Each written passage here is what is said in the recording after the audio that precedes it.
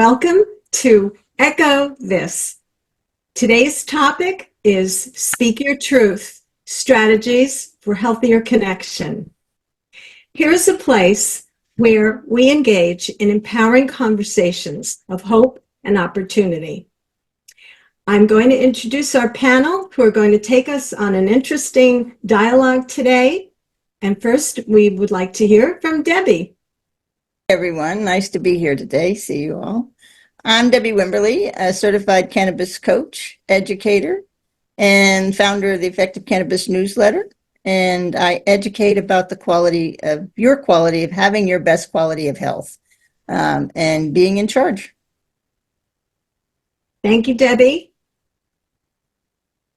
And I'm Lisa Jones, a speaker, consultant, and author that leverages the power of humor, gamification, and play as fuel to enhance collaboration, increase engagement, and maximize productivity. And I, your moderator today, am Amy Weishaus, and I'm a lifelong teacher and learner, and I believe very strongly in the platform that we all can create joy in simple ways to transform the whole world. And today, we're going to discuss our topic about speaking your truth and how we can make connections and realize a better world and with strategies for connection. So we're going to take you through some segments. The first is going to be Echo the Hope, then Echo the Opportunity. Then we're going to echo the enigma, and finally echo the transformation, which is our goal. I started thinking about this concept of truth going back to my childhood. And I was thinking it was always tell the truth, don't lie. You've got to tell the truth. And I know some of us were obsessed with that in our childhood. And I thought for a minute, I want you to throw it out to Lisa and Debi. Are there any icons or stories or instances in your childhood that you could relate to the concept of truth being held over our heads? Amy, I can take that one. My daughter and I just recently saw Disney on Ice. And your question reminds me of one of the characters, and that character is Mulan from Disney's animated film Mulan. And really, she symbolizes courage, authenticity, and resilience because her journey revolves around challenging societal norms. Because what she does is she courageously speaks her truth. She defies gender expectations to protect her family and to serve her country. So her character really inspires audiences to embrace their individuality. They stand up for what they believe in. And then, of course, what you're talking about, speaking your truth, even in the face of adversity, right? And her story teaches us a valuable lesson, and that is really staying true to oneself because it's powerful and it's a transformative act as well. Yes. Now, I have much older child, so my reference doesn't include that beautiful insight. But look at how sophisticated speaking your truth has become, even in the media for our children. And I Googled the books that exist and came up with some titles like Ruthie and the Not So Teeny Tiny Lie, Honest to Goodness Truth, Pig the Pug Fibber. And there was another one, The Lying King. So it looked like there's a lot of children's literature that deals with the subject of truth. I loved what you said, Lisa, about courage being one of the lessons or the values taught young about truth. And then also what happens there is the child should hopefully get a growth mindset that, all right, now that I fessed up to this behavior and I did something perhaps wrong, I'm going to modify my behavior. I'm going to transform and grow. And there's the growth mindset. So adults aren't that different.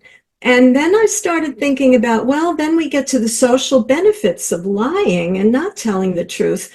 Where are examples in our culture where a falsified resume leads to a top-notch public fame and celebrity on some media anchor or weatherman or something like that. So, and then bottom line is, I was taught early on, there's three sides, and it's her side, my side, and the truth. So where are we? So I thought if we look at where we're coming from and where we are today, as adults, it gets a little heavier and we say, speak your truth, know your truth. And it's not always as easy as a black and white lie or truth. So I thought I'd ask the panel first, and I'm very curious to hear this. I'd like to ask you, what really is your truth? What is your working definition in your life of the truth? What is it for you, Lisa? Well, I have a playbook on truth, Amy, and really it's the vibrant, for me, it's the vibrant and unapologetic alignment of words and actions that, if you think about it, the genuine expression of who I am, it's not this rigid fortress, but a playful dance where authenticity and integrity tango together. And really what happens is it creates a harmonious narrative in the grand story of life. So if you imagine truth as the ultimate power up in life's video game, it's not just your high score, it's the cheat code that unlocks your authentic pixelated self. And really in this playful realm, my truth is the character customization screen, because we all want that customization screen where you can choose courage as your main skill and sprinkle in humor as extra points. At least that's for me. I would sprinkle in humor for extra points. But I want to tell you, it's not a quest for perfection. It's this vibrant, playful journey through the levels of my own unique narrative. And for all of us, it's your own unique narrative. So that's really the beauty of it. Wow. Well, I certainly know that authenticity is where we often say, yes, to know what is my truth, I have to know who I am. And that's being my authentic self. That's a big piece of this whole puzzle. And what do you have to add to that? What's your definition, Debbie? We're actually going to mirror each other a lot here, I think, with what we think truth is, because my truth starts by living who I truly am. And one of the things that brings me to this is I grew up with a mom that was really fixated on, what are other people going to think? And, don't draw attention to yourself. And now when I reflect on that, that's really pretty comical, whatever you want to call it, because I was a fiery redhead. And so, and growing up, there was only in my grade school growing up, there were only 3 redheads in the whole school from 1st grade to 9th grade. And so how do you not draw attention to yourself when you're a redhead? So it's kind of comical that she was don't draw attention to it. And then I realized she was a redhead as well. And so she probably went through the same situations that I went through of people teasing you because you're redhead and you're so outside of the box and don't look normal. So I can remember saying, when I grow up and get old enough, I'm going to dye my hair. I am not going to be a redhead. And then when I turned 18 and I could do that, I was like, no, I like who I am. I love my red hair. And I started embracing the true me and who I was, and realized I don't belong in a box. I'm outside of the box. And we all need to be outside that box. And so, it is really important that you embrace who you are, because there's only one you. There's no one else like you, and there shouldn't be anyone like you. And one of the things I always say, if we were all alike and we had all the same visions, all the same ideas, this would be a very dull and boring world. We need to embrace who we are, and we need to enjoy and celebrate that. The world needs each and every one of us. So be your unique self. Yes, and a key word there is celebrating that uniqueness, that authenticity of who we are. And my definition, my working definition of my speaking my truth, what is my truth? It's a little adult, but for me, it's being able to communicate my needs and to say what my ideas are, what my boundaries are, and what my convictions are. Say it to other people in a safe environment where others can hear me, and not to feel that, as Debbie pointed out, she felt ridiculed or feared judgment. feared perhaps non-acceptance. So when we're holding back from speaking our truth because we don't want to be seen as different, we want to be popular. These are reasons why we need a strong center in ourselves first. And this feeling of vulnerability and anxiety is what we are here to talk about, and how to go forward ourselves, and also how to instill it in our children. So next, since we have this working definition, I'd like to ask Lisa, from your experience, how can speaking your truth, how can this be expressed in very acceptable, effective, and very hopeful ways? Yes, thank you, Amy. Well, I'm going to go with the playing a well-crafted video game level for talking about speaking my truth. But it's about choosing the right tools, words, tone, and timing. And if you think about that, you can equate that to a skilled gamer picking their perfect gear. Just as in a game where strategy matters, expressing your truth involves thoughtful navigation, because you want to choose the path that leads to understanding rather than confrontation, because who wants to be in a confrontation? None of us. And really, just like in the best games, there's always room for a playful twist, injecting humor and hope into the dialogue, because that really can help create an experience that's not just acceptable, but enriching for everyone involved. Wonderful. And always there's that playfulness in your adventure in finding truth, and in also seeing that at the end of it, that creates hope for people, because they can express their ideas and also share them with others and give others hope as well, who may discover, wow, I have that same idea, and I like the support that I've just made in this connection. And Debbie, when has speaking your truth brought you health and brought you hope? Well, speaking my truth in the face of a serious health crisis was like discovering everyone abandoned the ship, and I was left the captain of my own ship in a stormy sea. So this is how this showed up for me, and it's shown up in a number of ways, but this is one of the ways it showed up. And learning that I had to figure out how to maneuver this health system that is, as far as I'm concerned, very broken and not serving us all as well as it should, and learning how to navigate my own health when I had been, doctors had given me what they would call was a lifeboat or a raft, but it actually said, but you only have 5 years to live. And I could have accepted that. And I said, no, I'm not going to accept that. There has to be something different. I'm not ready. I don't want to do this. I believe there are options. And so I started looking in to see what I could do. I did turn to medical cannabis. And in this journey, I studied and learned how and discovered that we have what's called an endocannabinoid system, and we're all born with it. And so I learned how to explore that and become my own little adventure discovery person in understanding my own body and my own self. And so now I find myself selling the seas of health, of hope, and not confined by the practice, the predicted 5 years that I was given. This is such a powerful testimony to speaking your truth, because you defied the medical profession, who said, you have 5 years maybe if you're lucky. So through your research, your truth, your persistence. And I think Lisa said something really important to her, is it's the path to understanding. So, we tend to sometimes think we have to listen to what the expert, as we would say, is in this topic.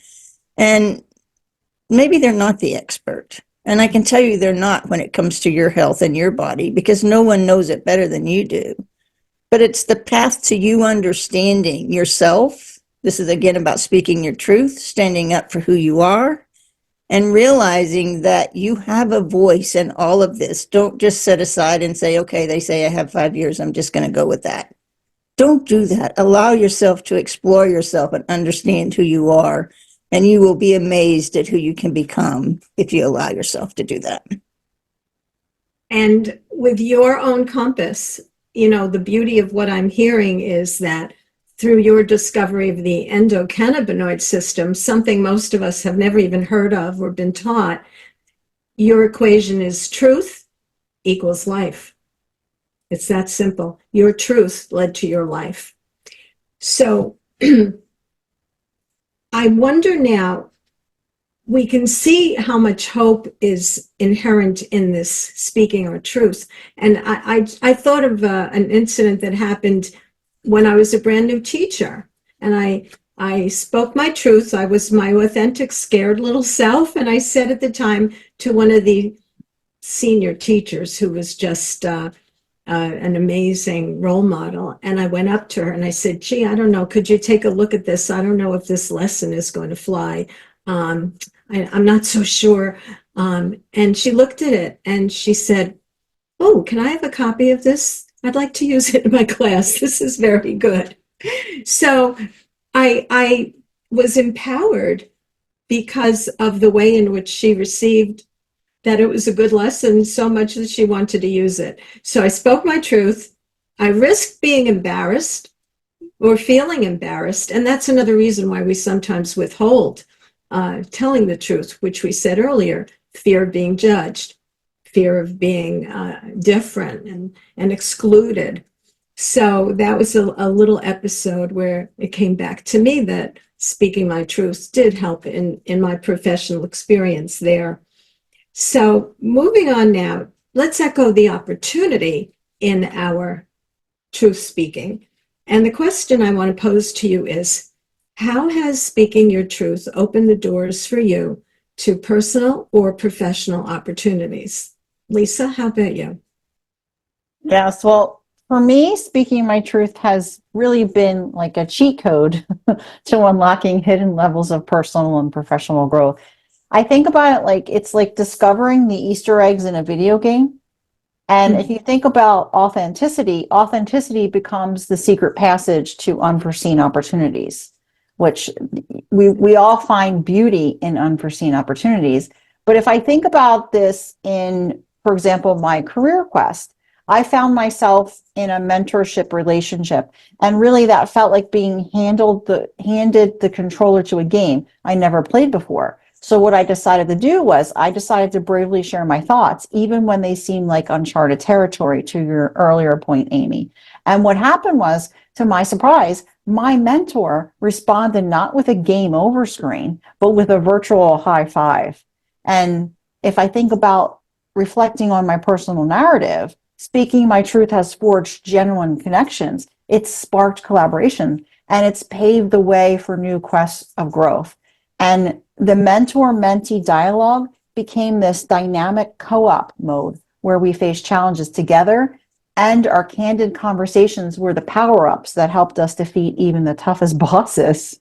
We laughed at the quirky glitches, we celebrated the victories, and most importantly, we strategized for the next level. So what I want to say here is it's really not just about leveling up. It's about transforming challenges into exciting achievements on the grand adventure of life. Because through those twists and turns of any mentorship journey, you can realize that speaking your truth wasn't just about gaining experience points. It was about creating a storyline filled with humor, camaraderie, and of course, unexpected plot twists in the game of life.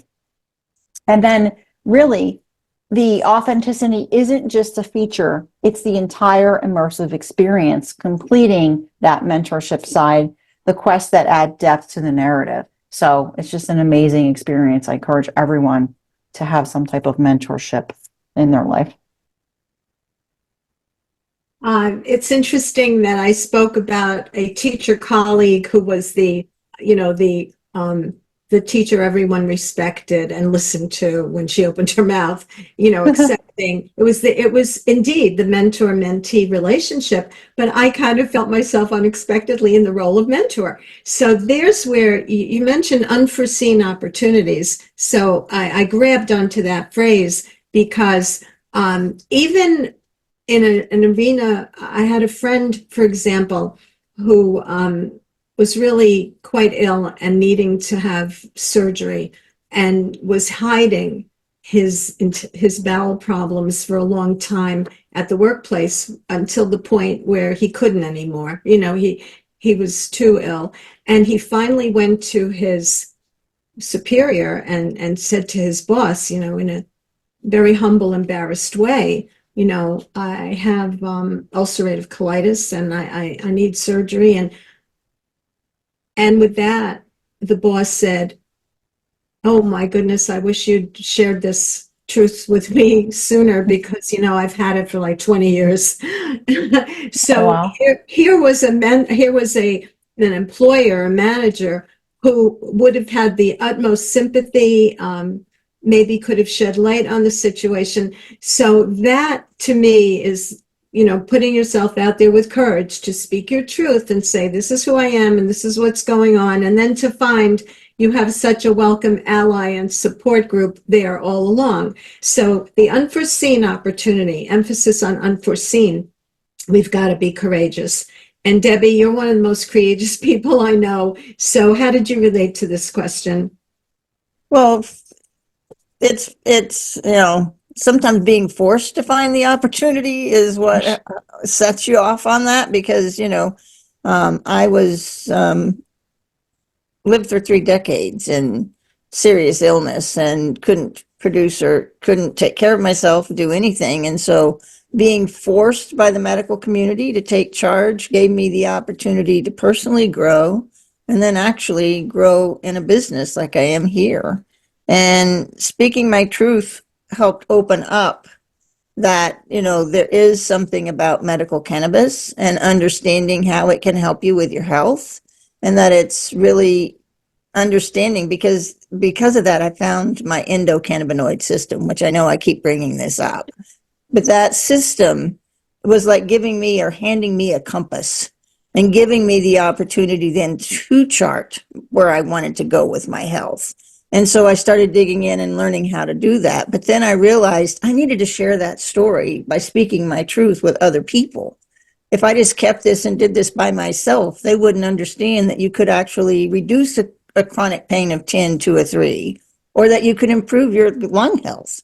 I just recently got my second CT scan back showing that all the nodules in my lungs are no longer there. They've been improved, and that's something doctors told me would not happen. So I've been able to do that. So that's truly amazing. But if I keep it quiet and don't share it, then no one else understands that that's something that they could actually do. So that's what led me to not just stay within my own truth, but to step out and try to develop a speaking voice, creating a newsletter, and doing things that I could help people to understand they have the opportunity to take charge of their health and to improve it.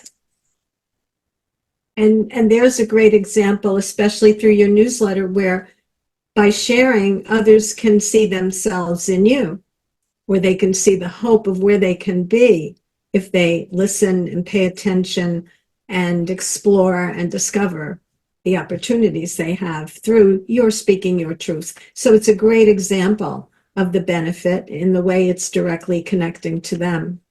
That's well, and it's quite often, Amy, I didn't mean to cut you off, that, we don't talk about what we're going through or what's happened with us because we think people don't want to hear it or they don't want to know about it. But they do. I think that there's a lot of people that would like to know that they could improve their health or change. There's a lot of people that would like to know that there's something they could do to create happiness, joy, that there's a way to use play to, engage in your life and be more productive and happy. So it's important that all of us learn that our voices are important and they need to be shared. That's so true and so powerful from what you just shared, Debbie, because when we take ownership for our authenticity and we discover who we are, each one of us has something extremely unique to bring to other people. We do. We definitely do. I remember starting a feature writing unit in my journalism class by asking, "Oh, I don't have anything to write. I don't know what to write. My life is boring." And I would say, "Okay," and I'd like everyone listening right now to think, make a list of 10 items that are stories only I can write. Stories only I can write. And whether it's being the youngest in the family and the context of who your family is, or whether it's living with an alcoholic parent. Yeah, there might be other people in that situation, but your story is unique. And I imagine people will have a list of more than 10 stories only I can write. And when I shared mine with my students, they said, now we get it. Yeah, I have a lot to say. So if anyone's been listening to the buzzword lately in marketing, a lot of it is branding ourselves with our stories, sharing our story. And I think that's what we are doing here too. And we encourage you to share some of your stories as you're listening to us and how we're connecting with your lives. So we've talked about a lot of positive storytelling and speaking truth and where it can lead with hope, opportunity, and so much good. But there's a little bit of a dark side too sometimes. It's an enigma where we say, has there been any enigma or negativity or a lack of congruity or expectation in actually speaking our truth? And has that occurred for you, Lisa? Could you share that? Yes. Speaking of stories, Amy, I have one because recently I had a showdown with the rebellious garbanzo beans and the dry storage cabinet. And what happened was they staged a gravity rebellion and they decided to crash onto my foot. Ouch. And then after that happened, I had this premonition that in a few days, my walking skills might be more hobble than swagger. Beans 1, my foot 0. And then I thought, there's got to be a teaching point from this gravity-defying escapade. Much like those mischievous beans, sometimes what happens is life throws us unexpected challenges. They throw them our way, right? And the rebellious beans taught me that even inanimate objects can deliver profound lessons. It's true. And speaking your truth can be a bit like standing up to the gravity-defying garbanzo beans. There might be a stumble, but it's a declaration that you won't be pushed around. Even when beans win around, the resilient swagger remains undefeated. And in that experience, I discovered that speaking my truth, although sometimes mysterious, to your point, Amy, always uncovers hidden gems of understanding and connection in the grand adventure of life. So now I moved the garbanzo beans to a lower level, so this does not happen again. Okay, well, that's quite a story. And now, Debbie, what's yours? Well, since I work in the cannabis industry, there's a lot of untruths, and there are a lot of truths that we're unveiling now. But I think one of the most important untruth, or the one thing that's not shared with you, is that you are born with an endocannabinoid system, and it plays an important role in your health. Yeah. And recently, there was some news media and print media that wanted to come out and talk about an article that hadn't even been research that hadn't even been peer reviewed or anything. And it was about how cannabis can cause you to have a heart attack or a stroke. And there's a whole lot of information in there that was withheld, that wasn't looked at. We don't have any evidence to date still that anybody has died from consuming cannabis. Sometimes when we hear people talk about, they got up in the middle of the night, they used cannabis, they stumbled, they fell. Well, was it the cannabis that made them stumble to fall? Was it because it was dark in the room? There's a whole lot of questions you can ask, and no one can ever be able to pinpoint what it was. So, we can't blame that on cannabis. Same thing with your heart. I find it very interesting when they talk about cannabis can raise your heart rate. Yes, it does. There are some forms of cannabis that can raise your heart rate. I live with a lung condition, which causes my heart to not function well. And so when I consume some of my cannabis products, my heart rate does raise. And I remember the doctors being very concerned about me inhaling cannabis. And I finally learned how to use a flower vape and understood the important role of it for my lungs. And my heart rate would raise. And my doctor said, quit worrying about that. It's like exercise for you. So, I started thinking, okay, so my heart is exercising right now, something I physically haven't been able to do for years. But I was able actually to think about it in those terms. And if you give yourself a good maybe 10 minutes, your heart rate will settle back down and you'll be fine and you can do whatever you want to do. And then when I think about it, all the albuterol that I was on for decades to keep me breathing does the same thing. And no one ever warned me that it might cause me to have a heart attack or a stroke. So, we have to really look through and not just rush to the front to put out a story without fact checking it, making sure it's true, looking at all the underlying information that's behind it.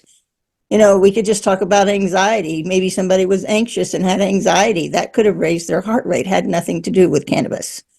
So, it's really important that we listen to the truth, which is very hard to find when we're talking about cannabis today. And that's one of the reasons I do all the work that I do. Wow, you raise an extremely critical issue here about taking our truth from our sources. It could be what somebody else said and swore by, or it could be this inaccurate report, a medical report no less, which, could be a matter of life and death. So I think we're all familiar with all the issues in our society today where people have very, very strong and very unforgiving views about what they feel and think and focus on that are so polarized from somebody else. And it could be a husband and a wife in the same home over their political views. And I've seen this occur, So what are our sources? This is a really very important question here. I think when I think about the enigmas, I think about, in speaking our truth, what's happening recently on college campuses. The idea of we honor speaking your truth, we honor free speech. But here, like Debbie suggests, maybe we're getting a view from a source that we haven't checked out, and we're forming our truth on something outside us that's really not our authentic self, or that we truly don't even really understand. So we have a really critical situation here where the colleges and universities, which are supposed to be the seedbed for truth and for knowledge, what are they becoming? They're becoming grounds of abuse of the speaking of truths, when the truths are so opposed that they're causing violence and that they're causing, very life-threatening situations, and a loss of security on the part of many students, a loss of security on the part of people in communities who are afraid to reveal their identities because that is their truth, but they don't want it known because it might lead to some very not pleasant situation. So I'm wondering if the panel has any views about that, or if you're seeing the enigma there where we're questioning, can I safely share my truth? And what are the risks or the consequences? Have you had any situations that you're seeing this in your climate as well? I'll take that one, Amy. I think that it's in my world, it's very hard for a lot of people to want to speak their truth. As if you're a medical cannabis patient in a lot of states and you have children and somebody were to report you, they can take your children away from you. So being able to speak your truth, that you use this for medicine, is not always easy. I have to say that luckily Arizona just passed a law where that will not happen anymore, and that should happen in all states because this is our medicine. I recently was in a hospital and did not have access to my medication, my cannabis medication, because it's federally illegal. And so I have, been 8 years doing this. I haven't had a lung infection or been in the hospital with my lungs. I wasn't in the hospital for my lungs. It was for another event. But I didn't have access to the medicine that I had been utilizing because I've eliminated all of my breathing meds but one. And they wanted to start putting me back on them. And it's like I had to be able to speak my truth, but then I couldn't, because if I did, I might not have received the treatment because it's not acceptable. So it becomes a very hard situation for anybody that is living in the world right now, no matter where you live, pretty much, using medical cannabis and being able to speak your truth. But it's important to be able to do that. I can remember my husband saying, "Oh, don't tell anybody that you're using cannabis. It's just, we might get in trouble. We need to get you taken care of." And I said, "But I can't do that because I have to be able to tell them the truth about what I'm doing, because this is what's given me the life that I have now. And hiding behind that isn't going to change the way people think. We have to start talking about this and making people aware what medical cannabis has the ability to do and how it can help you." And so, you have to weigh it. It's a very difficult situation. And I think about what you're listening to, what you're saying, Debbie, and also you too, Amy.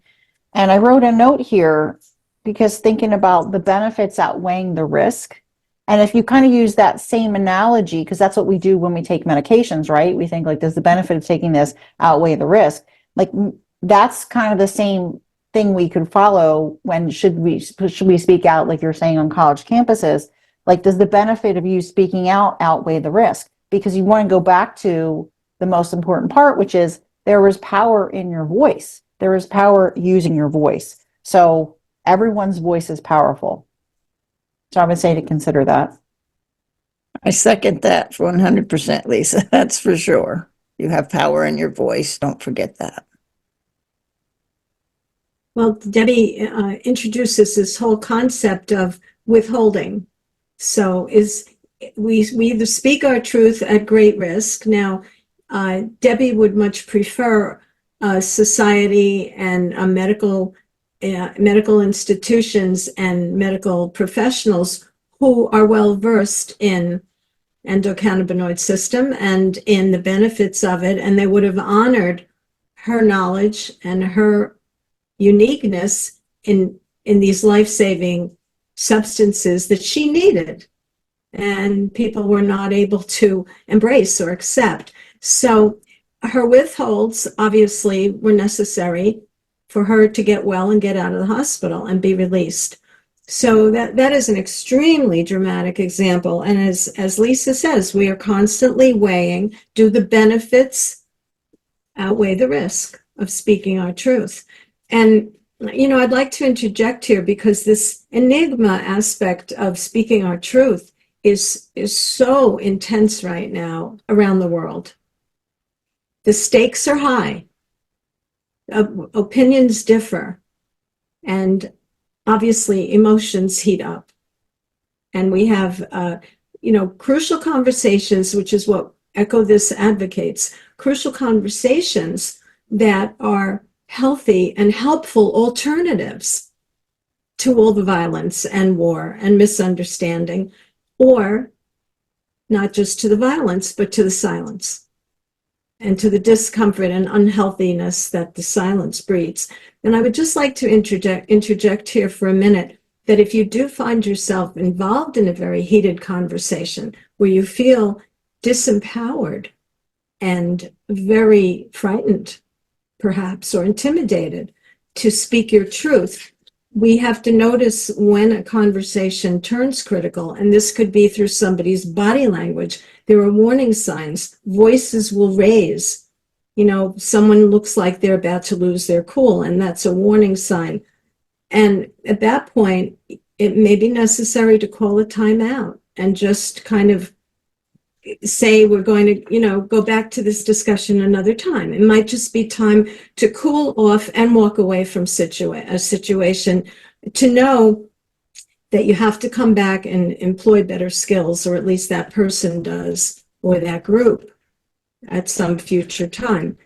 And all of us, I think, have to become astute with leading with observations, and we have to lead with questions. Debbie obviously asked a lot of questions, and she had to observe who were her allies there. Right, Debbie?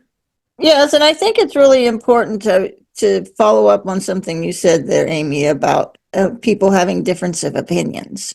There's nothing wrong with people having difference of opinions, but it's the ability to be able to discuss and talk about and show and give examples. And one of the things that, I try to do is that, I've written lots of stories about my health and what I do. So I can say, okay, I see we have a difference of opinion. Can you just please take this article and read it and try to understand? Because maybe there's something you haven't ever learned before, you didn't know about before about this topic. And so, we need differences so we can have these debates. We just need to do them in a healthy fashion so that we can learn from one another. There's always going to be points where we don't completely disagree on things, and that's okay. But we have to be able to walk away and say, okay, we don't agree, but we can come to some common ground to where we can get along together peacefully. Yeah, I really feel it's important to underscore what you just said about seeking an understanding behind these people's actions and beliefs, and find more patience and a sense of empathy for these people as you wish them to have for you. And often that comes with asking questions, or by stating your truth, that this is uncomfortable right now and you'd like to come back to it. It's very important to know how to end a conversation. How do you walk away from a conversation and end it? And sometimes it's with an agreement that you're going to come back at a future date to explore it, and also to have some accountability that you will do something at a certain time and then have follow-up, so it's not just left dangling out there. And that might help to diffuse a situation as well. Well, and I can tell you, when I was in the hospital, I got very angered by the doctors and their stance with me and how they wanted to proceed with my treatment, and I wasn't okay with it. And I finally had to just stop myself, call my husband, and ask him to come in and help me. So it's okay to stop the conversation, come back around to it, lean on someone that can help you, because when you're in a crisis like that and it's your health and you're fighting for your life and you're trying to get things done, maybe you do need to pull yourself back, and maybe you do need to allow someone else to come in and be an advocate for you. It's good to be your own health advocate, but sometimes you need someone else to come in and advocate, because when you're in serious pain and been under anesthesia and all these different things, maybe that's not the best time for you to be advocating for yourself. Maybe somebody else needs to come in. So don't always think you have to do it alone. That's right. That's right. That's such an important soundbite right now. Don't think you have to do it alone. You are not alone. And you don't know you're not alone until you have the courage to speak your truth, because someone in your listening wants to act on what you're saying, but thinks that he or she is alone and the only one in the room at that point. So, I'm just summarizing here. To get to the truth, you have to ask questions, you have to listen, you have to rephrase things sometimes very delicately, and take turns in the conversation. Don't dominate it, and then kind of diagnose where you are. And to end the conversation, take some accountability. Be accountable for it. Don't just let it die there. There's a little acronym that I found. It's WWWF, and it stands for who does what, when, and when will you follow up on this? When will you follow up on this? And this holds people accountable. And in a sense, there's an agreed solution. It's a temporary solution, but it's a solution to continue the dialogue. And there's a conclusion that we're not going to let this stop here. Debbie, you use the A word there, anger. And it's good that you used it, because as smiley as we are here, we get angry.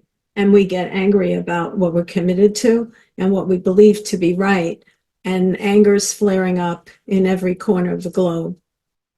So we do have to recognize that anger, and we have to learn how to diffuse it and how to forward move us and how to use it properly. Oh, and that kind of brings us to getting to our wrap up. And my last question for right now is, how do we transform ourselves from all this chaos and misery and misunderstanding and the fear of being misunderstood or not heard at all? How do we transform through speaking our truth how do we create a better world? What are your thoughts on that, Lisa? Speaking my truth really has been the liberating key. It unlocks doors to authenticity and personal freedom. But it's not just about my individual journey, it's about the ripple effect, where the truth, like a catalyst, sets off a chain reaction and it transforms not only my world, but the sharer world around me. So, in the grand tapestry of life, if you will, living my truth is not just a personal quest, it's really a call to contribute to the beautiful transformation of the world that we all share. So that's why it's really important. Again, the power really is speaking up, speaking our truth, and using our voices. So true. We all know that quote. It's the truth will set you free. And what do we see right now? We see a lot of chaos and a lot of heartache and trauma and disillusionment, retrogression, history repeating itself, not for the better. So if the truth is going to set us free, we have to think about the positive, transformative part of that. And Debi, you add your wisdom and your experience to this conversation. Well, when you speak your truth, you're actually speaking to who you are. And embracing who you are is your most valuable asset, and being what you want to be in life, moving forward in life, taking care of your health. There's no one else like you.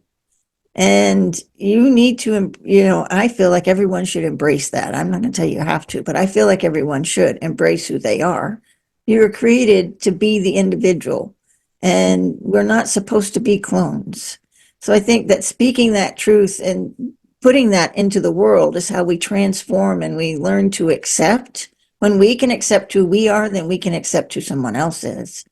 I think that we try to spend too much time trying to be like somebody else, trying to follow their path. And you can't, because you aren't them, you're you. So, speaking my truth has given me the opportunity. I am immune compromised. And I sit in my home fearful of COVID because it's not my friend. But I have created something that I am reaching and talking to people worldwide because I'm speaking my truth. I'm being true to who I am. I'm trying to share a message that I hope will bring some hope and opportunity for other people because they need to know that they have this system and that it could play an important role in their health. So, I'm reaching, I just have a call this week with somebody from Germany. And, who would have ever thought 8 years ago that I would be doing this? And that's because I gave myself the okay to be vocal and speak my truth. Like I said, I could have just gone away, been quiet, and not said anything to anyone. But this is important because this matters for generations to come. The quality of health in this country, in the United States, is not good. We're getting sicker year by year. Worldwide, the same thing is happening. We need to take charge of our health and be in charge of it and make a difference, because that's when you'll be living your true, authentic self. And taking charge is my takeaway from what you just said. It's all about taking charge of ourselves, having the courage to listen to and be open to other points of view. And interestingly enough, when I speak my truth today, it might be a slightly modified or different truth in a few months from now on certain subjects, because I will open myself up to that growth mindset that our truth is not necessarily static. And that's what we're going to hold to, those principles forever, come whatever, to the death, because that's what's happening when people are holding on to those principles so vehemently and so exclusively that they're blinded to any other possible truth spoken aside from their own. And I found something in the Sunday opinion section that it's the cover sheet of the whole section here. and I can read what it says in very, very large font. And it's the cover page for a whole section about views and taking sides and being human in today's world.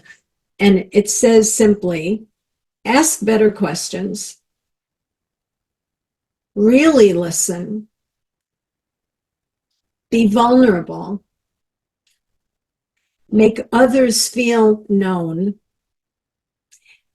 and it says the essential skills for being human. And I read this and I thought to myself, that's all I'm really asking for today. And I want to have conversations with other people about what it takes to be human. What does it take to be human today? And to restore our faith in ourselves, in each other, and the conversations we have, and ultimately in humanity. What does it take to be human? I came across a couple of quotes that kind of summarize what we've been discussing, and then I'm going to ask the panel for any closing statement or observations that you might have. And the first one was by George Orwell, who said, "In a time of universal deceit-telling, the truth is a revolutionary act." And Carl Jung observed, "The ability to ask questions is the greatest resource in learning the truth." So in closing up, Lisa, what are your thoughts?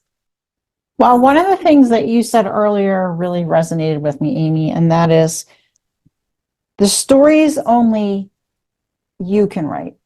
Mm-hmm. And that is so powerful because that is so true in the fact that speaking your truth, because those stories that only we can write, you can't go on ChatGPT and get those same stories or some type of open AI, you can't go and get those type of things. They only come from you. So people are always afraid to, oh, well, I sound the same like somebody else. No, because we're all individuals. We all have our own voice. And that's why, again, it's so important to share your voice with the world and to tell your story. And then that's how you're speaking your truth, by getting your story out there, because those stories can only come from you. So I love that. And you started with one of your first words being authenticity and unique. And that is our story. So why do we feel self-conscious about sharing it? Because we could miss the opportunity of connecting with people in the room who have an amazing connection and reason for hooking up with us, to benefit us or to benefit them. And in some, to benefit the whole community. Yes, and Debbie? Well, the thing I want to follow up on this is I want to take us back to childhood, and I think of this quite often. And when we're kids speak their truth. They don't have a filter, and I love that. I love when a kid just comes out with whatever. And I think at some point, because of the way we were raised, because of the way society is, the way school is, I don't really know where it comes from. I mean, for me, it was my mother always said, draw attention to yourself. But, I think that we need to go back and understand that, speaking your truth is important. We got to be respectful. We got to be kind.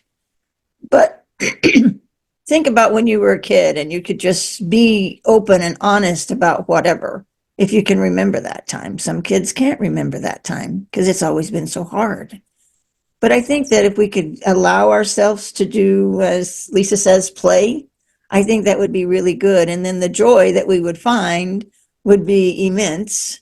And then we would actually live a healthier life. And I think that's what we're all striving for. And that's why we are all here sharing our voices to see if that can happen.